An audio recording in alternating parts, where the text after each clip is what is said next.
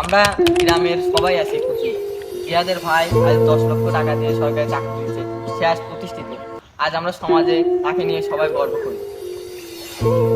আসলে কি 10 লক্ষ 30 লক্ষ টাকা ঘুষ দিয়ে 30,000 টাকা মাসে উপার্জন করা ছেলেটা চাকরি পেয়ে উপার্জন করতেছে, অথচ আমাদের সমাজের সকলেই বলতেছে যে ছেলেটা প্রতিষ্ঠিত হয়েছে, নিজের পায়ে দাঁড়িয়েছে। আর সেম ভাবেই আর একটা ছেলে 3 লক্ষ টাকা মাত্র পুঁজি নিয়ে ব্যবসা করে সমপরিমাণ টাকাই উপার্জন করতেছে, অর্থাৎ 30,000 টাকাই উপার্জন করতেছে।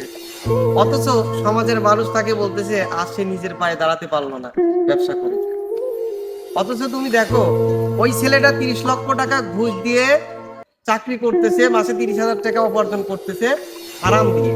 আর যেই ছেলেটা হালাল টাকা দিয়ে ব্যবসা শুরু করতেছে, অথচ সমাজের মানুষ তাকে তিরস্কার করতেছে।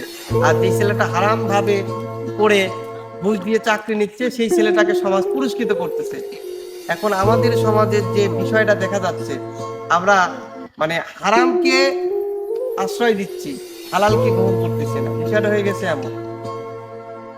ঠিক আছে, ঠিকই বলছিলাম। আসলে আমাদের সমাজে আমরা সবাই অনেক টাকা ঘুষ দিয়ে চাকরি নিচ্ছি এবং আমরা সবাই মনে করছি যে আমরা প্রতিষ্ঠিত, তো আসলে এই টাকাগুলো তো হালাল হচ্ছে না। কারণ তোমার মনে রাখতে হবে যে ইবাদত কবুল হওয়ার পূর্ব শর্তই হলো কি হালাল। হালাল রুজি খেয়ে তোমাকে ইবাদত করতে গেলে তবেই কাছে তোমার ইবাদতটা কবুল হবে। অনেকেই সুদ খেয়ে নামাজ পড়তেছে, শুধু শুধু বেতা।